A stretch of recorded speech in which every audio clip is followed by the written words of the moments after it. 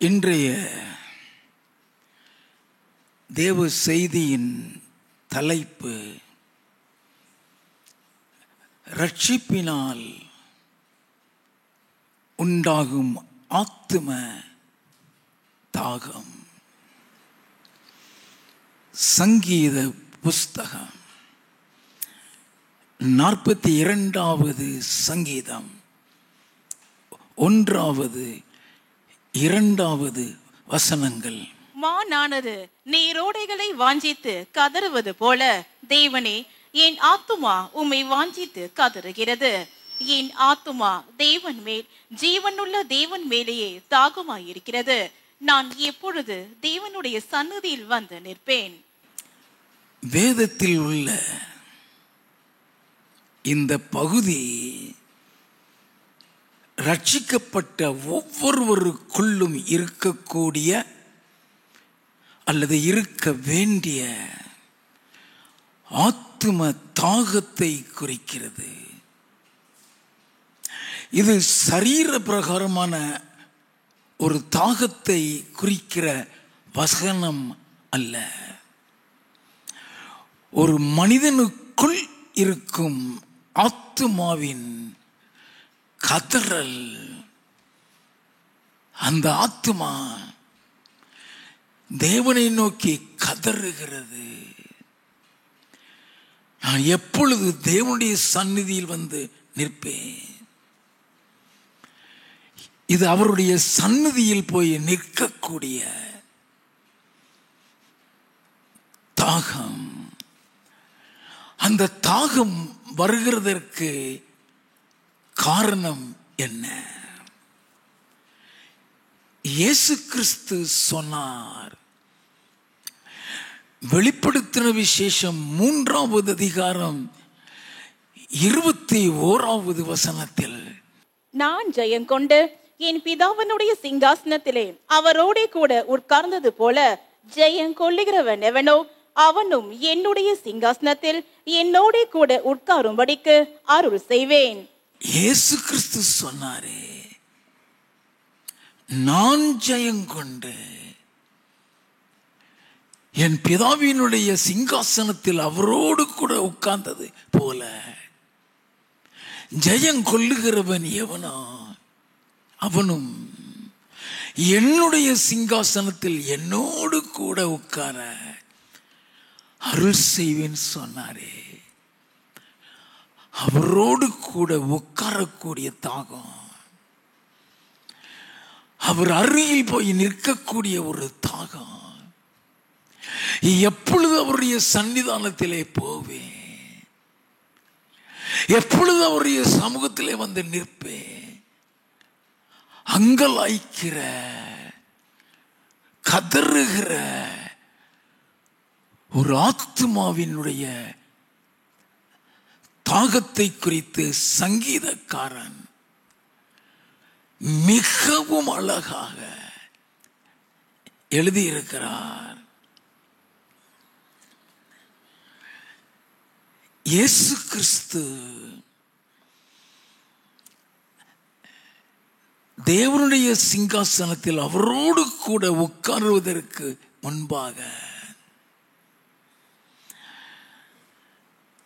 அவருக்கு ஏற்பட்ட தாகத்தை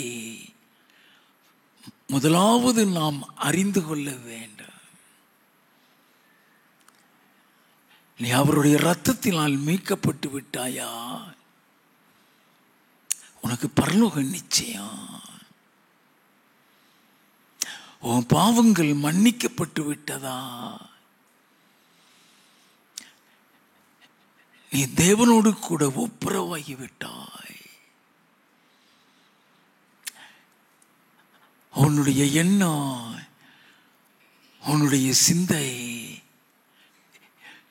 எப்பொழுது வருவார், எப்பொழுது அவரோடு கூட போய் இருப்பேன்? இயேசு கிறிஸ்துவுக்குள் அந்த தாகம் இருந்தது. அவருக்கு அந்த தாகம் இருக்க காரணம் என்ன? மானிடனாய் இந்த பூமிக்கு வருகிறதற்கு முன்பாக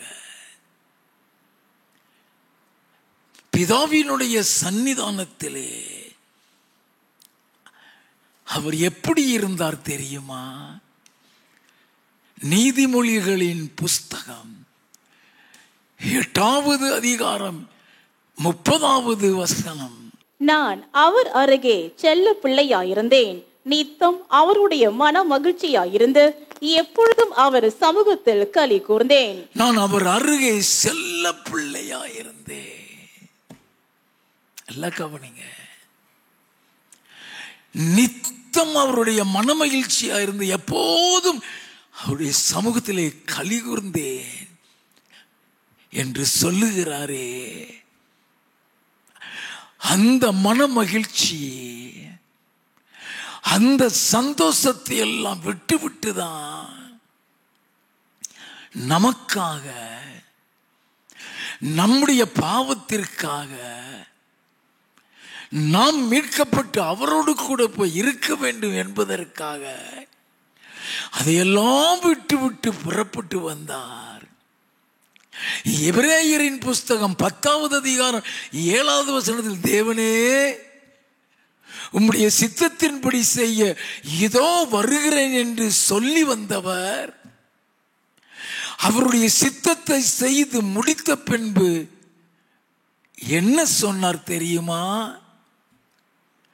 யோவான் எழுதின சுவிசேஷம் 17வது அதிகாரம் 4வது வசனம், பூமியிலே நான் உம்மை மகிமைப்படுத்தினேன், நான் செய்யும்படி நீர் எனக்கு நியமித்த கிரியையை செய்து முடித்தேன்.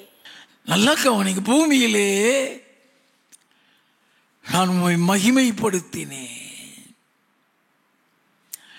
நான் செய்யும்படி நீர் எனக்கு நியமித்த கிரியைகளை செய்து முடித்தேன்.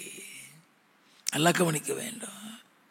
யோவான் எழுதின சுவிசேஷம் 17வது அதிகாரம் 11வது வசனம், நான் இனி உலகத்தில் இரேன். நல்லா கவனிங்க. அவருக்கு இருந்த தாகத்தை நாம் அறிய வேண்டும். நான் இனி உலகத்தில் இரேன், இவர்கள் உலகத்தில் இருக்கிறார்கள், நான் உம்மிடத்திற்கு வருகிறேன். நான் உம்மிடத்திற்கு வருகிறேன். அப்படின்னா இந்த உலகத்தில் அவர் செய்ய வேண்டிய கிரியைகளை செய்து முடித்து விட்டார். இப்பொழுது அவரிடத்திற்கு போக போகிறார்.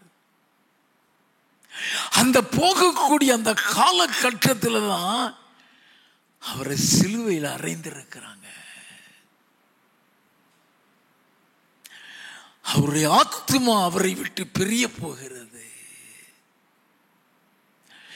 அந்த ஆத்துமா சிலுவையில் கதறுகிறது.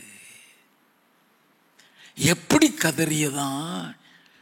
யோவான் எழுதின சுவிசேஷம் 19வது அதிகாரம் 28வது வசனம், அதன் பின்பு எல்லாம் முடிந்தது என்று இயேசு அறிந்து, எல்லாம் முடிந்தது என்று இயேசு அறிந்து, வேத வாக்கியம் நிறைவேறத்தக்கதாக தாகமாயிருக்கிறேன் என்றார். தாகமாயிருக்கிறேன், நீர் எனக்கு நியமித்த கிரியைகளை செய்து முடித்து விட்டே, நான் உம்மிடத்திற்கு வருகிறேன் என்று சொன்னவர் அவரிடத்திற்கு போகிறதற்கு முன்னால அவர் அருகிலே செல்ல பிள்ளையாய் நித்தம் அவர் மனமகிழ்ச்சியாய் இருந்த அந்த சந்தோஷத்தை பெற்றுக்கொள்ள தாகமாயிருக்கிறேன் என்று சொல்லுகிறார். இது உலக பிரகாரமான தாகம் அல்ல. அவர் உயிரோடு வாழக்கூடிய வாழ்க்கை இருந்திருக்குமானால் உலக பிரகாரமான தாகத்துக்காக ஏங்கி இருப்பார். எல்லாம் கவனிக்க வேண்டாம். உம்மிடத்திற்கு வருகிறேன் என்று சொன்னவர் எல்லாம் முடிந்தது என்று அறிந்து வேதவாக்கி நிறைவேறத்தக்கதாக தாகமாய் இருக்கிறேன் என்கிறாரே. இது எப்படிப்பட்ட தாகம்? இந்த தாகத்தை சங்கீத புஸ்தகம் 42வது சங்கீதம் முதல் 2 வசனத்தோடு ஒப்பிட்டு வாசிப்போம். மானானது நீரோடைகளை வாஞ்சித்து கதறுவது போல தேவனே என் ஆத்துமா உம்மை வாஞ்சித்து கதறுகிறது. என் ஆத்துமா உம்மை வாஞ்சித்து கதறுகிறது. இது சிலுவையில் கதறுகிற கதறல். ஒரே ஒரு வார்த்தையில தாகமாயிருக்கிறேன் என்று எழுதப்பட்டு விட்டது. எப்பொழுது அவருடைய சமூகத்திற்குள் போவோம்? அவருடைய கிரியைகளை முடித்து விட்டது. நல்லா கவனிக்க வேண்டும். Everyone who has accepted Jesus Christ must have this thirst to appear before Jesus. நல்லா கவனிக்க வேண்டும். மானானது நீரோடைகளை வாஞ்சித்து கதறுகிறது போல தேவனே என் ஆத்துமா உம்மை வாஞ்சித்து கதறுகிறது. என் ஆத்துமா தேவன் மேல், ஜீவனுள்ள தேவன் மேலே தாகமாயிருக்கிறது. என் ஆத்துமா தேவன் மேல், ஜீவனுள்ள தேவன் மேலேயே தாகம், உலக தாகம் இல்லை. எப்பொழுதும் உம்முடைய சன்னிதானத்தில் வந்து நிற்பேன். முள் முடியினால் உண்டான காயங்களிலிருந்து ரத்தம் பீறிட்டு வருகிறது. சரீரத்தை சாட்டையால் அடித்து கிழித்த பகுதிகளில் இருந்து ரத்தம் பீறிட்டு வருகிறது. கைகளையும் கால்களையும் சிலுவையிலே ஆணி அடித்து உண்டான காயங்களில் இருந்து ரத்தம் பீறிட்டு வருகிறது.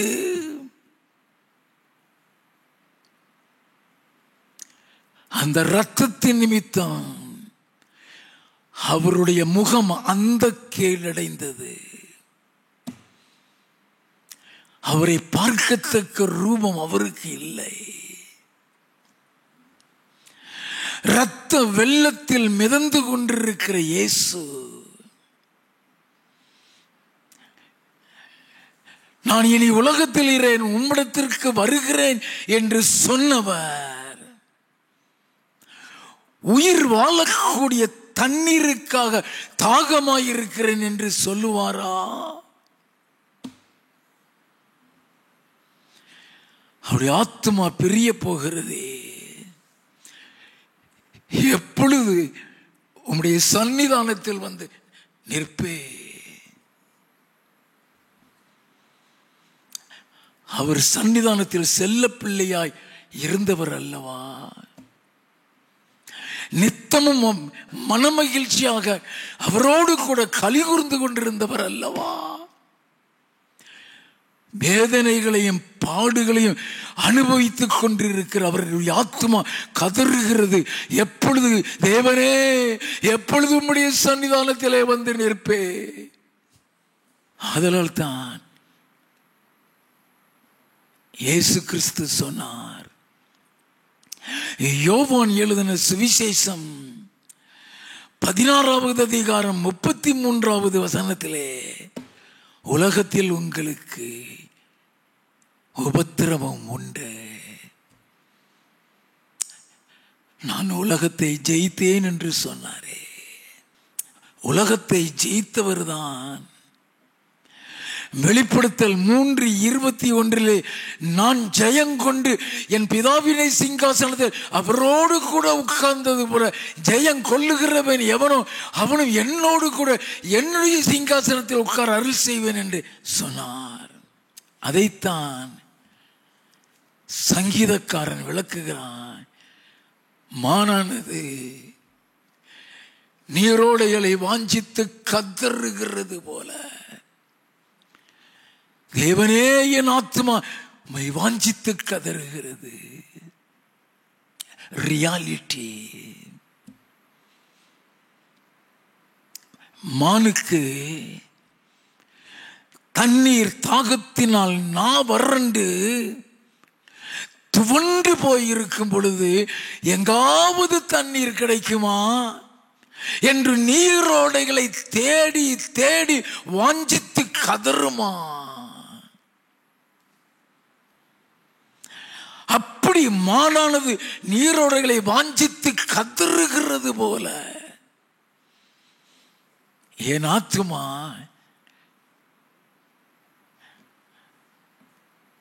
தேவனை நோக்கி கதறுகிறது. எப்பொழுது உம்முடைய சன்னிதானத்தில் வருவேன்? இந்த தாகம் தேவன் மீது இருக்கிற அன்பை காட்டுகிறது. உன்னிடத்திலே அந்த அன்பை எதிர்பார்ப்பார். உனக்காக ரத்தம் சிந்தினவர், உனக்காக தன்னையே பலியாக ஒப்பு கொடுத்தவர், உனக்காக வேதனைகளை சகித்தவர், அவரை பார்க்க வேண்டுங்கிற தாகம் உனக்கு இருக்கிறதா? அவருடைய சமூகத்திற்குள்ளே போக வேண்டுங்கிற தாகம் உனக்கு இருக்கிறதா? அந்த தாகத்தில் தான் ஒரு ரட்சிப்பை மறைந்து கிடக்கிறது. யோபு என்கிற தாசன்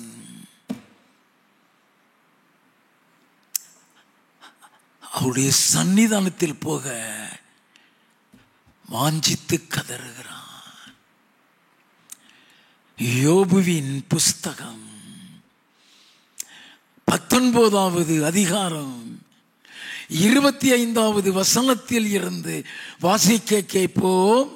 என் மீட்பர் உயிரோடு இருக்கிறார் என்றும், என் மீட்பர் உயிரோடு இருக்கிறார் என்றும், அவர் கடைசி நாளில் பூமியின் மேல் நிற்பார் என்றும் நான் அறிந்திருக்கிறேன். நல்லா கவனிங்க. எப்படிப்பட்ட ஒரு வெளிப்பாடு அவனுக்கு!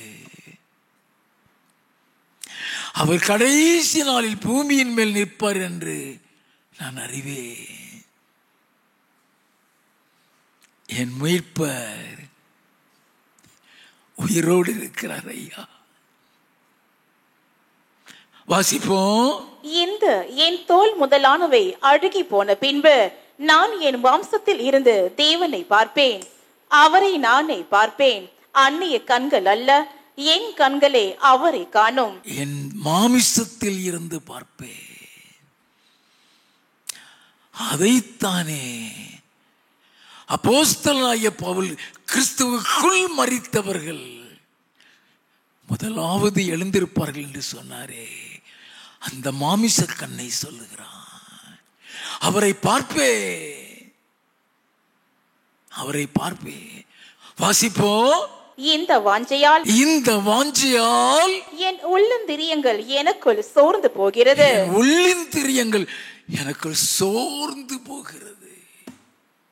ஒரு ஆத்துமதாக அவரை எப்போ பார்க்க முடியும்?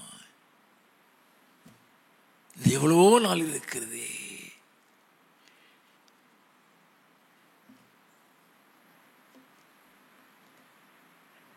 ஏன் சோர்ந்து போகிறான்? என் மீட்பர் கடைசி நாளில் பூமியில் நிற்பர். அப்பந்தானே பார்க்க முடியும், இப்ப பார்க்க முடியாதே. அதனால என் உள்ள சோர்ந்து போகிறது. நல்லா கவனிக்க வேண்டும்.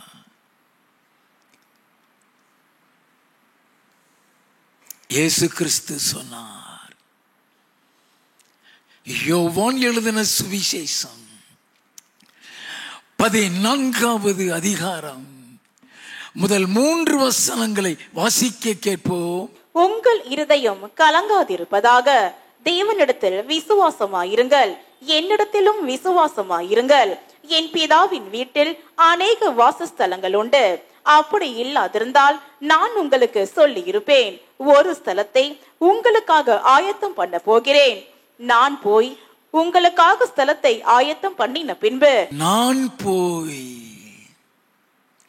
உங்களுக்காக ஸ்தலத்தை ஆயத்தம் பண்ணின பின்பு நான் இருக்கிற இடத்திலே நீங்களும் இருக்கும்படி நான் இருக்கிற இடத்திலே நீங்களும் இருக்கும்படி நான் மறுபடியும் வந்து உங்களை என்னிடத்தில் சேர்த்துக் கொள்ளுவேன். நான் மறுபடியும் வந்து உங்களை என்னிடத்தில் சேர்த்துக் கொள்ளுவேனாரே. எப்பொழுது வருவார்? எப்பொழுது வருவார்? எப்பொழுது என்னை சேர்த்துக் கொள்ளுவார்? உன் இருதயம் தவித்து கலங்கிக் கொண்டிருக்கிறதா? உங்கள் இருதயம் கலங்காதிருப்பதாக என்று தானே சொன்னார். Let not your heart be troubled. தேவனிடத்தில் விசுவாசமாயிருங்கள், என்னிடத்திலும் விசுவாசமாயிருங்கள். What is that faith? நான் அவரோடு கூட போயிருப்பேன். நான் அவரோடு கூட போயிருப்பேன். எனக்கு அருமையான தேவச்சனமே, நான் மறுபடியும் உங்களை என்னிடத்தில் சேர்த்துக் கொள்வேன்னு சொன்னாரே. என்னோடு கூட இருக்க வைப்பேன் என்று சொன்னாரே. அந்த நாளுக்காக, அந்த பாக்கியத்திற்காக, அப்படிப்பட்ட ஸ்லாக்கியத்தை பெறுகிறதற்காக உன் இருதயத்திற்குள்ள தாகம் இருக்கிறதா? உன் ஆத்துமா உனக்குள் நிரந்தரமாய் இருக்க போகிறதில்லை. அது உன்னை விட்டு பிரியும் பொழுது அவரோடு கூட போய் இருக்க வேண்டுமே. அதனால் தான் சங்கீதக்காரன் சொன்னான், சங்கீத புஸ்தகம் 42வது சங்கீதம் 2வது வசனம், என் ஆத்துமா தேவன் மேல், ஜீவனுள்ள தேவன் மேலேயே தாகமாயிருக்கிறது. என் ஆத்துமா தேவன் மேல், ஜீவனுள்ள தேவன் மேலேயே தாகமாயிருக்கிறது. நான் எப்பொழுது தேவனுடைய சன்னதியில் வந்து நிற்பேன்? நான் எப்பொழுது தேவனுடைய சந்நிதியில் வந்து நிற்பேன்.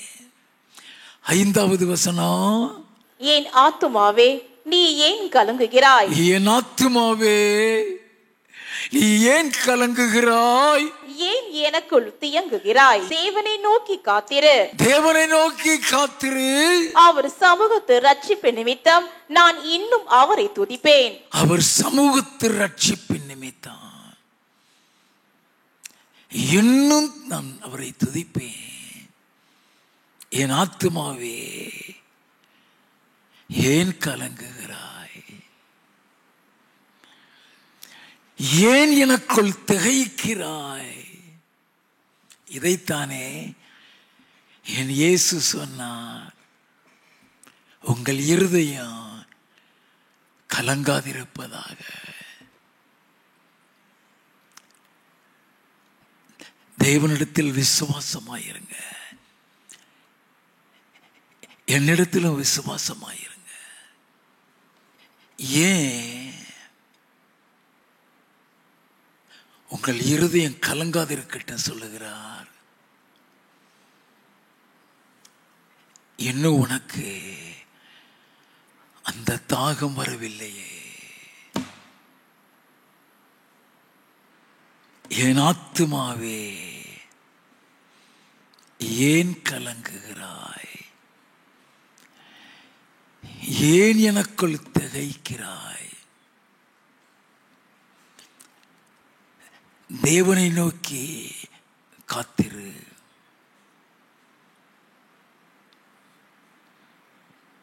அவர் சமூகத்தில் ரட்சிப்பின் நிமித்தம் இன்னும் உன்னை துதிப்பேன். 11வது வசனம், என் ஆத்துமாவே நீ ஏன் கலங்குகிறாய்? ஏன் எனக்குள் தியங்குகிறாய்? தேவனை நோக்கி காத்திரு. என் முகத்திற்கு இரட்சிப்பும் என் தேவனுமா இருக்கிறவரை நான் இன்னும் துதிப்பேன். என் முகத்திற்கு இரட்சிப்பும் என் தேவனுமாய் இருக்கிறவரை இன்னும் துதிப்பேன். அதனால் தான் அது இரட்சிப்பிற்கேற்ற தாகம். 43வது அதிகாரம் 5வது வசனம். என் ஆத்துமாவே நீ ஏன் கலங்குகிறாய்? ஏன் எனக்குள் தியங்குகிறாய்? தேவனை நோக்கி காத்திரு. என் முகத்திற்கு இரட்சிப்பும் என் தேவனுமா இருக்கிறவரை நான் இன்னும் துதிப்பேன். அது ரட்சிப்பின் தாகம் என்று சொன்னேனே. அவரை எதிர்கொண்டு போய் சந்திக்க வேண்டுமே. நான் மறுபடியும் வந்து உங்களை என்னிடத்தில் சேர்த்துக் கொள்ளுவேன் என்று சொன்னாரே.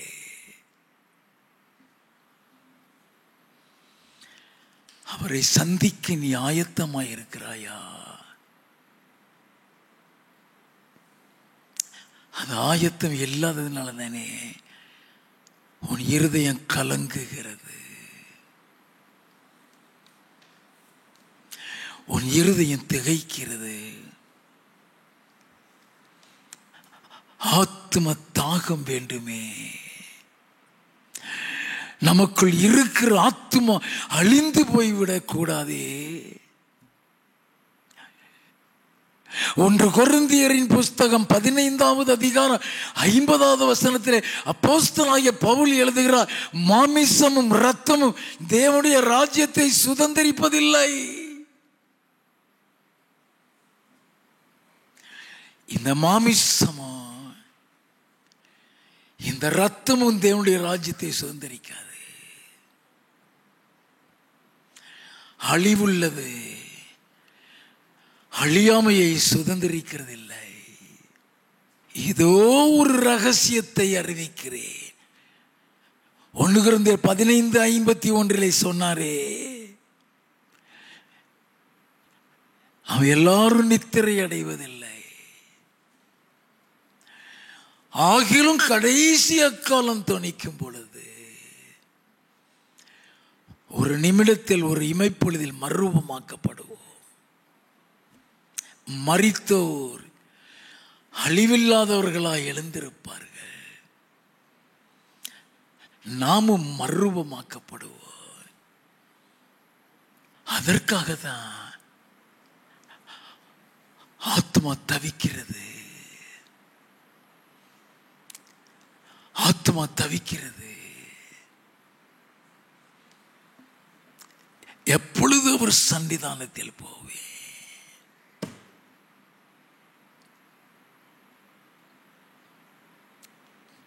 என் ஆத்துமாவே ஏன் கலங்குகிறாய்? ஏன் திகைக்கிறாய்?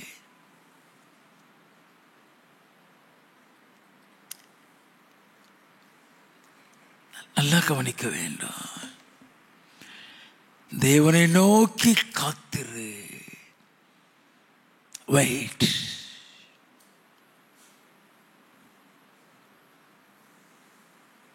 சங்கீத புஸ்தகம் 42வது சங்கீதம் 2வது வசனம். என் ஆத்துமா தேவன் மேல், ஜீவனுள்ள தேவன் மேலேயே தாகமாயிருக்கிறது. நான் எப்பொழுது தேவனுடைய சன்னதியில் வந்து நிற்பேன்? எப்பொழுது தேவனுடைய சன்னதியில் வந்து நிற்பேன் என்று சொல்லிவிட்டு அந்த சன்னதியை குறித்து ஏங்குகிறான். 4வது வசனம். முன்னே நான் பண்டிகையை ஆசரிக்கிற ஜனங்களோட கூட நடந்து, முன்னே நான் பண்டிகையை ஆசரிக்கிற ஜனங்களோடு கூட நடந்து, கூட்டத்தின் களிப்பும் துதியுமான சத்தத்தோட தேவாலயத்திற்கு போய் வருவேனே. தேவாலயத்திற்கு போய் வருவேனே. இவைகளை நான் நினைக்கும் போது என் உள்ளம் எனக்குள்ளே உருகுகிறது. இதை நான் நினைக்கும் பொழுது என் உள்ளம் எனக்குள்ள உருகுகிறது. அந்த நாட்கள் எங்கே? என் ஆத்துமா தேவன் மீது தாகமாயிருக்கிறது. எப்பொழுது உம்முடைய சன்னிதானத்தில் வந்து நிற்பேன். அவர் ஆலயத்தை நோக்கி வரக்கூடிய தாகம் இருக்கிறதா?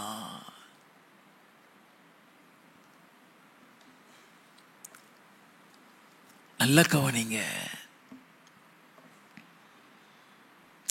உன்னுடைய ஆத்துமா அழியாதபடி இருக்கணும்னா அந்த ஆலயத்தினாலதான். No one knows. No one knows. சாதாரணமான சபையை உதாசீனப்படுத்தி விடுகிறோம். ஏன் உதாசீனப்படுத்தி விடுகிறோம்? தாகம் இல்லை. ஏன் தாகம் இல்லை? ரட்சிப்பு இல்லை.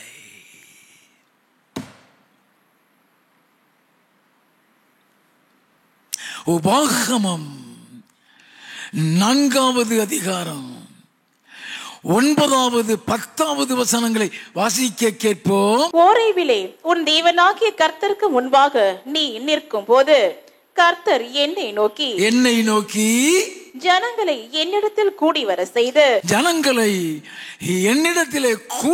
செய்து என் வார்த்தைகளை அவர்கள் கேட்கும்படி பண்ணுவேன். என் வார்த்தைகளை அவர்கள் கேட்கும்படி பண்ணுவேன்.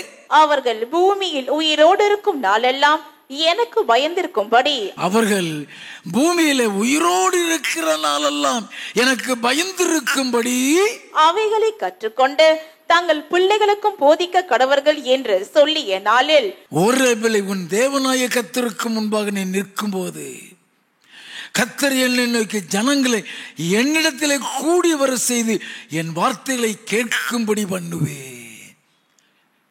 எதற்கு? கூட்டத்தின் களிப்போடு மகிழ்ச்சியோடு ஆலயத்துக்கு போய் வருவேன் சொன்னானே, அந்த வார்த்தைகளை கேட்க.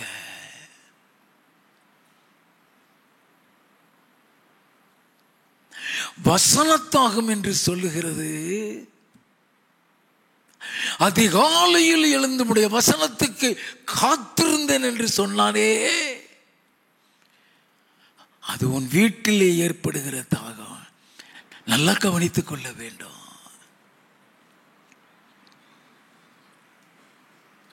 ஆண்டவர் சொல்லுகிறார், என் வார்த்தைகளை அவர் கேட்கும்படி பண்ணுவேன்.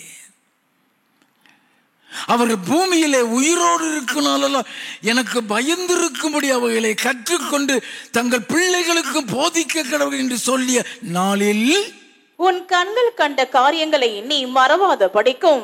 உன் ஜீவனுள்ள நாளெல்லாம் அவைகள் உன் இருதயத்தை விட்டு நீங்காத படிக்கும். ஜீவனுள்ள நாளெல்லாம் நீ அவரை சந்திக்க போகிறாயே, அவரை சந்திக்க போகிற நாளெல்லாம் அதை மறவாதபடிக்கு நீ எச்சரிக்கையாயிருந்து உன் ஆத்துமாவை ஜாக்கிரதையாய் காத்துக்கொள். அவைகளை உன் பிள்ளைகளுக்கும். என்னது? அவைகளை உன் பிள்ளைகளுக்கும் உன் பிள்ளைகளின் பிள்ளைகளுக்கும் அறிவிக்க கடவாய்.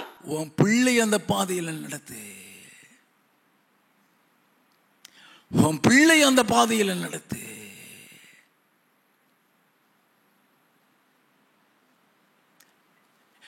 நீ மட்டும் வந்து ரட்சிக்கப்பட்டு பரலோகம் போயிருவேன்னு நினைக்காத. வசனம் என்ன சொல்லுது? அப்போஸ்தலர் நடவடிக்கைகளின் புஸ்தகம் 16வது அதிகாரம் 31வது வசனம். அதற்கு அவர்கள், கர்த்தராகிய இயேசு கிறிஸ்துவை விசுவாசி, அப்பொழுது நீயும் உன் வீட்டாரும் ரட்சிக்கப்படுவீர்கள் என்று சொல்லி. நீயும் உன் வீட்டாரும் ரட்சிக்கப்படுவீர்கள். நல்ல கவனிங்க. ஆண்டவர் சொல்லுகிறாரே, அதை உன் பிள்ளைகளுக்கு போதி. அப்போஸ்தலனாகிய பவுல் பிரசங்கம் பண்ணி கொண்டிருக்கிறான். கடற்கரையில போய் அப்போஸ்தலர் நடவடிக்கைகளின் புஸ்தகம் 16வது அதிகாரம் 13 இருந்து வாசிக்க கேட்போம். ஓய்வு நாளே நாங்கள் பட்டணத்துக்கு வெளியே போய் ஆற்றின் அருகே வழக்கமாய் ஜெபம் பண்ணுகிற இடத்தில் உட்கார்ந்து அங்கே கூடி வந்த ஸ்திரீகளுக்கு உபதேசித்தோம். அங்கே கூடி வந்த ஸ்திரீகளுக்கு உபதேசித்தோம்.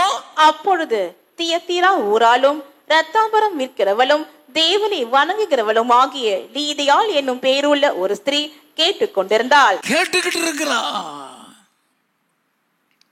நல்லா கவனிங்க. நீயும் உன் பிள்ளைகளுக்கு போதின்னு ஏன் சொன்னாரு? எல்லா பெற்றோரும் தெரிந்து கொள்ள வேண்டும். வெரி இம்பார்ட்டன்ட் மெசேஜ் அது. அவ கேட்டுக்கிட்டு இருக்கிறா, ஆத்தங்கரையில கேட்டுக்கிட்டு இருக்கிறா. வாசிப்போம்.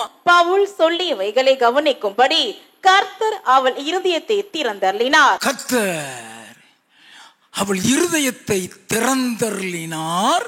அவளும் அவள் வீட்டாரும் ஞானஸ்நானம் பெற்ற பின்பு. என்னது? அவளும் அவள் வீட்டாரும்.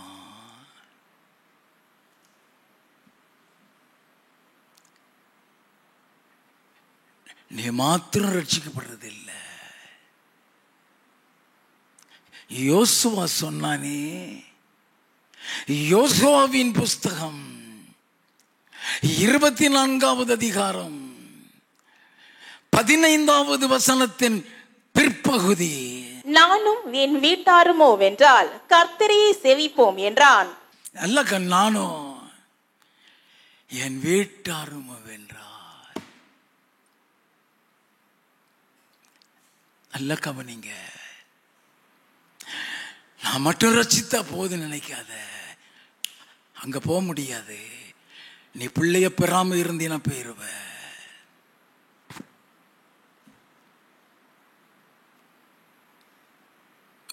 பவுலை கொண்டு போய் ஜெயில போடுறான். ஜெயில உள்ளவெல்லாம் ரட்சிக்கப்படுறான். அதை பார்த்துட்டு அந்த ஜெயில் அதிகாரி கேட்கிறான், ஐயா ரட்சிக்கப்படுறதுக்கு நான் என்ன செய்ய வேண்டும்? கர்த்தராகிய இயேசு கிறிஸ்துவை விசுவாசி, நீயும் உன் வீட்டார் ரட்சிக்கப்படுற பவுல் சொல்லி கொடுக்கிறான். நடந்தது என்ன? அப்போஸ்தலர் நடவடிக்கைகளின் புஸ்தகம் 16வது அதிகாரம் 31 இருந்து வாசிக்க கேட்போம். அதற்கு அவர்கள், கர்த்தராகிய இயேசு கிறிஸ்துவை விசுவாசி, அப்பொழுது நீயும் உன் வீட்டாரும் ரட்சிக்கப்படுவீர்கள் என்று சொல்லி. அவன் வீட்டார பத்தியா கேட்டான். முந்தின வசனம், அவர்களை வெளியே அழைத்து வந்து, ஆண்டவமாரே ரட்சிக்கப்படுவதற்கு நான் என்ன செய்ய வேண்டும் என்றான். நான் என்ன செய்ய வேண்டும்? ரட்சிக்கப்படுகிறதற்கு நான் என்ன செய்ய வேண்டும்? அதுக்குதான் கர்த்தராகிய இயேசுவை விசுவாசி, நீயும் உன் வீட்டாரும் ரட்சிக்கப்படுவீங்க சொல்றான். நீ ரட்சிக்கப்படுவாய் என்று சொல்லவில்லை. வாசிப்போம். அவனுக்கும் அவன் வீட்டில் இருந்த யாவருக்கும் கர்த்தருடைய வசனத்தை போதித்தார்கள். மேலும் ராத்திரியில் அந்நேரத்திலே தானே அவன் அவர்களை அடைத்து கொண்டு போய் அவர்களுடைய காயங்களை கழுவினான். அவனும் அவனுடையவர்கள் அனைவரும் உடனே ஞானஸ்நானம் பெற்றார்கள். பின்பு அவன் அவர்களை தன் வீட்டிற்கு கூட்டிக் கொண்டு போய் அவர்களுக்கு போஜனம் கொடுத்து தன் வீட்டார் அனைவரோடும் கூட தேவனிடத்தில் விசுவாசம் உள்ளவனாகி தன் வீட்டில் உள்ள அனைவரோடும் கூட. நல்ல கவனிங்க. அந்த வார்த்தைகளை கேட்டு உன் பிள்ளைகளுக்கும் போதி. என்னைக்கு சொல்லி இருக்கிறார் ஐயா? இன்னைக்கு இல்ல, பழைய ஏற்பாட்டின் ஆரம்ப காலம். மோசேயின் காலத்தில், நியாயப்பிரமாணத்தின் காலத்தில் பரலோகம் நீ நினைச்ச உடனே பெயர முடியாது. வாசிப்போமா? மத்தேயு எழுதின சுவிசேஷம் 7வது அதிகாரம் 13வது 14வது வசனங்கள். இடுக்கமான வாசல் வழியாய் உட்பிரவேசியுங்கள், கேட்டுக்கு போகிற வாசல் விரிவும் வழி விசாலமுமாய் இருக்கிறது. இடுக்கமான வாசல் வழியாய் உட்பிரவேசியுங்கள், கேட்டுக்கு போகிற வாசல் விசாலமாயிருக்கும். வாசிப்போம். அதன் வழியாய் பிரவேசிக்கிறவர்கள் அநேகர். அதன் வழியாய் பிரவேசிக்கிறவர்கள் அநேகர். ஜீவனுக்கு போகிற வாசல் இடுக்கமும், ஜீவனுக்கு போகிற வாசல் இடுக்கமும் வழி நெருக்கமுமாய் இருக்கிறது, அதை கண்டுபிடிக்கிறவர்கள் சிலர். அதை கண்டுபிடிக்கிறவங்க சிலர் தான். அவருடைய ராஜ்யத்துக்குள்ள போகணும். இடுக்கமான வாசல். இயேசு கிறிஸ்து அவருடைய சரீரத்தை குறித்து சொன்னார். யோவான் எழுதின சுவிசேஷம் 6வது அதிகாரம் 53 54 வசனங்கள். அதற்கு இயேசு அவர்களை நோக்கி, நல்ல கவனிங்க, அவர்களை நோக்கி, நீங்கள் மனுஷகுமாரனுடைய மாம்சத்தை புசியாமலும் அவருடைய இரத்தத்தை பானம் பண்ணாமலும் இருந்தால் உங்களுக்குள்ளே ஜீவன் இல்லை என்று மெய்யாகவே மெய்யாகவே உங்களுக்கு சொல்லுகிறேன். உங்களுக்குள்ளே ஜீவன் இல்லை என்று மெய்யாகவே மெய்யாகவே சொல்லுகிறேன். யாராலையும் புரிஞ்சுக்கிட முடியுமா? யாராலையும் புரிய முடியாது. வாசிப்போம். என் மாம்சத்தை புசித்து, என் மாமிசத்தை புசித்து, என் இரத்தத்தை பானம் பண்ணுகிறவனுக்கு நித்திய ஜீவன் உண்டு, நான் அவனை கடைசி நாளில் எழுப்புவேன். இயேசு சொல்றார். உயிரோடு இருந்த காலத்துல 59-60 வசனம். கப்பர்நகமில் உள்ள ஜெப ஆலயத்திலே அவர் உபதேசிக்கையில் இவைகளை சொன்னார். அங்க உபதேசிக்கும் ஆலயத்தில் உபதேசிக்கும் பொழுது இதை சொல்லுகிறார், சபையில சொல்லுகிறார். அதுக்கு என்ன சொன்னாங்க தெரியுமா? 60வது வசனம். அவருடைய சீஷரில் அநேகர் இவைகளை கேட்ட பொழுது, இது கடினமான உபதேசம், இது கடினமான உபதேசம், யார் இதை கேட்பார்கள் என்றார்கள். எது? என் சரீரத்தை புசித்து என் ரத்தத்தை பானம் பண்ணுங்க, நித்திய ஜீவன் உண்டுங்கிறத. 66வது வசனம். அது முதல் அவருடைய சீஷரில் அநேகர் அவருடனே கூட நடவாமல் பின்வாங்கி போனார்கள். அதுதான் இயேசு சொன்னார், இடுக்கமான வாசல் வழியாய் உட்பிரவேசிங்க.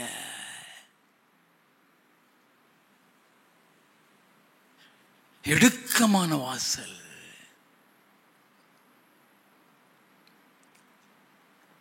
ஜீவனுக்கு போகிற வாசல் வழி விசாலமா இருக்கும்.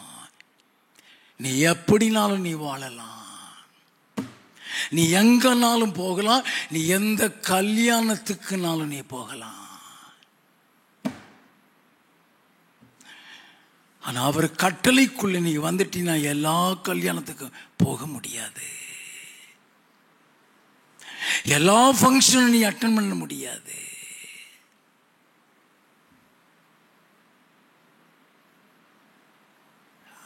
அவர் சரீரத்தை பத்தி சொன்னதே அவங்களுக்கு புரியல, போயிட்டான். தொடர்ந்து வாசிப்போம். அப்பொழுது இயேசு 12 நோக்கி, நீங்களும் போய்விட மனதாய் இருக்கிறீர்களோ என்றார். நீங்களும் போய்விட மனதாய் இருக்கிறீர்களா? அர்த்தம் என்ன? நீ போக விரும்பினா போகலன்னு அர்த்தம். நீங்களும் போய்விட மனதா இருக்கிறீர்களா? பேதுரு பதில் சொல்லுவான். வாசிப்போம். சீமோன் பேதுரு அவருக்கு பிரதியுத்தரமாக, ஆண்டவரே, யாரிடத்தில் போவோம்? யாரிடத்திலே போவோம்? நித்திய ஜீவ வசனங்கள் உம்மிடத்தில் உண்டே. நித்திய ஜீவ வசனங்கள் உம்மிடத்தில் உண்டே.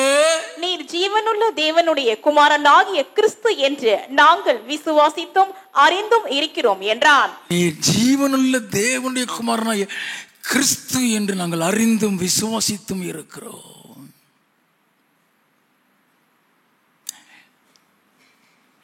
நித்திய ஜீவ வசனம் இங்க உண்டு. இங்க நித்திய ஜீவ வசனம் உண்டு. அவர் சரீரத்தையும் மாமிசத்தையும் சொன்ன உடனே ஓடி போயிட்டானுங்க. ஆதி திருச்சபை எப்படி ஐயா இருந்தது? அப்போஸ்தலர் நடவடிக்கைகளின் புஸ்தகம் 2வது அதிகாரம் 43வது வசனத்தில் இருந்து, எல்லாருக்கும் பயம் உண்டாயிற்று. அப்போஸ்தலர்களாலே அநேக அற்புதங்களும் அடையாளங்களும் செய்யப்பட்டது. விசுவாசிகள் எல்லாரும் ஒருமித்திருந்து சகலத்தையும் பொதுவாய் வைத்து அனுபவித்தார்கள். நல்ல கவனிங்க, சகலத்தையும் பொதுவாக வைத்து அனுபவித்தார்கள்.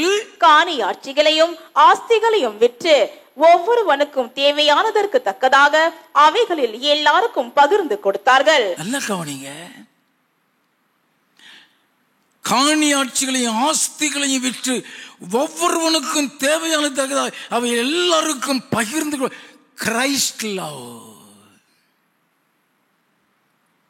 இது கடினமான உபதேசம் சொல்லி போயிட்டான். அங்க சபை எப்படி நடந்து கொண்டிருக்கு வாசிப்போம். அவர்கள் ஒருமனப்பட்டவர்களாய் தேவாலயத்திலே அனுதினமும் தரித்திருந்து வீடுகள் தோறும் அப்பம் பெற்று மகிழ்ச்சியோடும் கபடமில்லாத இருதயத்தோடும் போஜனம் பண்ணி தேவனை துதித்து ஜனங்கள் எல்லாரிடத்திலும் தயவு பெற்றிருந்தார்கள். ஜனங்கள் எல்லாரிடத்திலும் தயவு. அதுதான் சபை. அதுதான் சபை. சபைக்குள் அன்பு இருக்க வேண்டும். ஆதி திருச்சபையினுடைய அன்பு பியாண்ட் அவர் காம்ப்ரஹென்ஷன். ஒருத்தன் கூட அவன் ஆஸ்தியை தான் ஆஸ்தின்னு சொல்லல. வாசிப்போம். ரட்சிக்கப்படுகிறவர்களை கர்த்தர் அனுதினமும் சபையிலே சேர்த்து கொண்டு வந்தார். யாரு ரட்சிக்கப்படுறவங்களா? அந்யோன்ய ஐக்கியத்தில் இருக்கிறவங்க, அப்பம் பிற்குதலில் பங்கு பெறுறவங்க, ஜெபம் பண்ணுகிறவங்க. 42வது வசனம் அப்படிதான் சொல்லுகிறது. அவர்கள் அப்போஸ்தலர்களுடைய உபதேசத்திலும் அந்யோன்யத்திலும் அப்பம் பிற்குதலிலும் ஜெபம் பண்ணுதலிலும் உறுதியாய் தரித்திருந்தார்கள். எது சபை? எது சபை? நல்லா கவனிக்க வேண்டும். அப்போஸ்தலர் 4வது அதிகாரம் 32வது வசனத்தில் இருந்து, விசுவாசிகள் ஆகிய திரளான கூட்டத்தார் ஒரே இருதயமும் ஒரே மனமுள்ளவர்களாயிருந்தார்கள். ஒருவன் ஆகிலும் தனக்குள்ளவைகளில் ஒன்றையும் தன்னுடையதென்று சொல்லவில்லை. ஒருவனாகிலும். What a beautiful church. தனக்குரியவைகள் என்று சொல்லவில்லை. சகலமும் அவர்களுக்கு பொதுவாயிருந்தது. சகலமும் அவர்களுக்கு பொதுவாயிருந்தது. கர்த்தராகிய இயேசுவின் உயிர்த்தெழுதலை குறித்து அப்போஸ்தலர்கள் மிகுந்த பலமாய் சாட்சி கொடுத்தார்கள். அவர்கள் எல்லார் மேலும் பூர்ண கிருபை உண்டாயிருந்தது. எல்லார் மீதும் பூர்ண கிருபை. வாசிப்போம். நிலங்களையும் வீடுகளையும் உடையவர்கள் அவைகளை விற்று விற்கப்பட்டவைகளின் கிரயத்தை கொண்டு வந்து அப்போஸ்தலருடைய பாதத்திலே வைத்தார்கள். அவனுக்கு தேவையானதற்கு தக்கதாய் பகிர்ந்து கொடுக்கப்பட்டது. அவர்களில் ஒருவனுக்கும் ஒன்றும் குறைவாய் இருந்ததில்லை. அவ்வளவு அந்யோன்யம், அவ்வளவு அன்பு நாம் கவனிக்க வேண்டும். ஆண்டவர் சபையை குறித்து சொல்லிக் கொண்டு வருகிறார். என் வார்த்தைகளை கேட்க பண்ணுவே. நீ அந்த சபைக்கு வார்த்தையை கேட்க வராம நீ வீட்டில் உபவாசம் இருக்கிறியா, உன் ஜெபம் கேட்கப்படாது. நீதிமொழிகளின் புஸ்தகம் 28வது அதிகாரம் 9வது வசனம். வேதத்தை கேளாதபடி தன் செவியை விலக்குகிறவனுடைய ஜெபமும் அருவருப்பானது. வேதத்தை கேளாதபடி செவியை விலக்குகிறவருடைய ஜெபம் அருவருப்பானது. சபைக்கு வருகிறதற்கு டிமிக்கி விட்டுட்டு நீ வீட்டில் உபவாசம் இருக்கிறியா, அந்த உபவாசம் கேட்கப்படாது, வசனத்தின்படி கேட்கப்படாது. என் இயேசு கிறிஸ்துவுக்குள் இருந்த தாகம் என்ன? நீ சிலுவையின் தாகத்தை தானே பார்த்தாய். லூக்கா எழுதின சுவிசேஷம் 2வது அதிகாரம் 42, 43. அவருக்கு 12 வயதான போது அவர்கள் அந்த பண்டிகை முறைமையின்படி எருசலேமுக்கு போய் பண்டிகை நாட்கள் முடிந்து திரும்பி வருகிற போது பிள்ளையாகிய இயேசு எருசலேமிலே இருந்து விட்டார். இது அவருடைய தாயாருக்கும் யோசேப்புக்கும் தெரியாதிருந்தது. பிள்ளையாகிய இயேசு எருசலேமில் இருந்து விட்டார், பெற்றோருக்கு தெரியாது. 46வது வசனத்தில் இருந்து 3 நாளைக்கு பின்பு அவர் தேவாலயத்தில் போதகர் நடுவில் உட்கார்ந்திருக்கவும், போதகர் நடுவில் உட்கார்ந்து அவர்கள் பேசுகிறதை கேட்கவும், அவங்க பேசுகிறதை கேட்கிறார். ஓரேபிலே ஜனங்களை என்னிடத்தில் கூடி வரச் செய்து என் வார்த்தைகளை கேட்க பண்ணுவேன் என்று சொன்னாரே.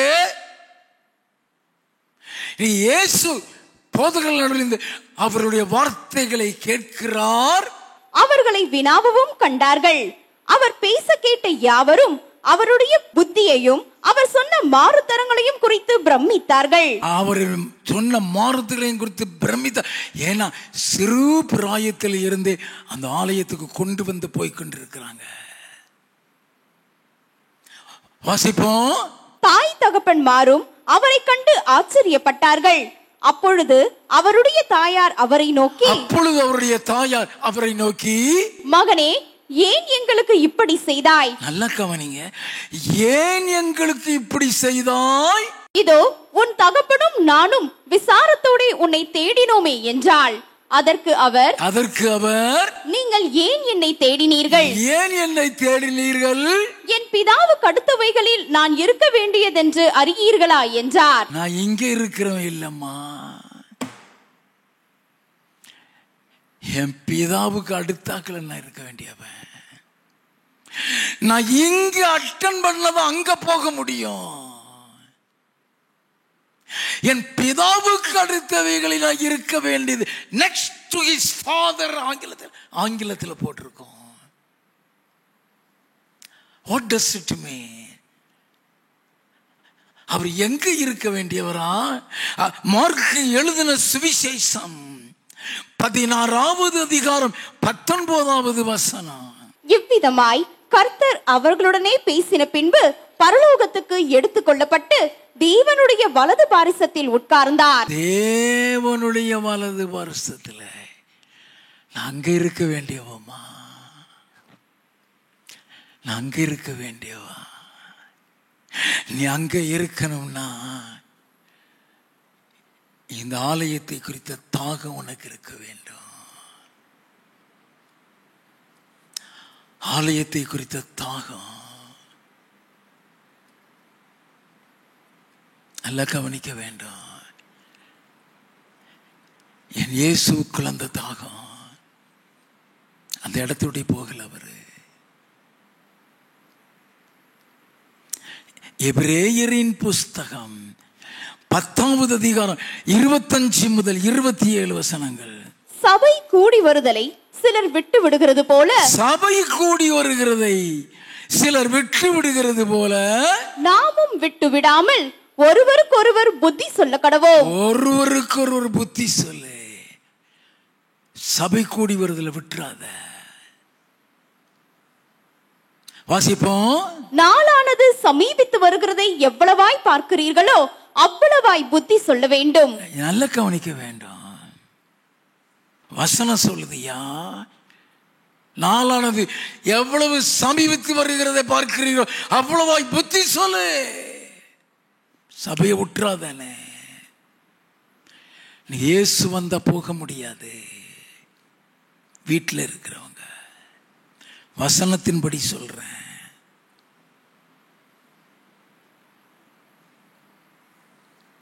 வாசிப்போம். சத்தியத்தை அறியும் அறிவை அடைந்த பின்பு நாம் மனப்பூர்வமாய் பாவம் செய்கிறவர்களாய் இருந்தால், நல்ல கவனிக்க வேண்டும், நீ சத்தியத்தை அறிந்திருக்கிறாய். நீ சத்தியத்தை அறிந்த பின்பு மனப்பூர்வமாய் பாவம் செய்தால், பாவங்களின் நிமித்தம் செலுத்தத்தக்க வேறொரு பலி இனி இராமல் நியாய தீர்ப்பு வரும் என்று பயத்தோடே எதிர்பார்க்குதலும் விரோதிகளை பட்சிக்கும் கோபாக்கினையுமே இருக்கும். நியாய தீர்ப்பை சந்திக்க வேண்டும். சபையை உதாசீனப்படுத்திட்டு போறியா, நீ நியாய தீர்ப்பில் வந்து நிக்கணும். நீ சத்தியத்தை அறிகிற அறிவை அடைந்திருக்கிறாய். சத்தியம் சபையில் தான் சொல்லிக் கொடுக்கப்படுகிறது. 1 தீமோத்தேயுவின் புஸ்தகம் 3வது அதிகாரம் 15வது வசனத்தின் பிற்பகுதி, அந்த வீடு ஜீவனுள்ள தேவனுடைய சபையாய், அந்த வீடு ஜீவனுள்ள தேவனுடைய சபையாய் சத்தியத்துக்கு தூணும் ஆதாரமுமாய் இருக்கிறது. அதுதான் சபை. அது சத்தியத்திற்கு தூணும் ஆதாரமுமாய் இருக்கிறது. நல்லா கவனிக்க வேண்டும்.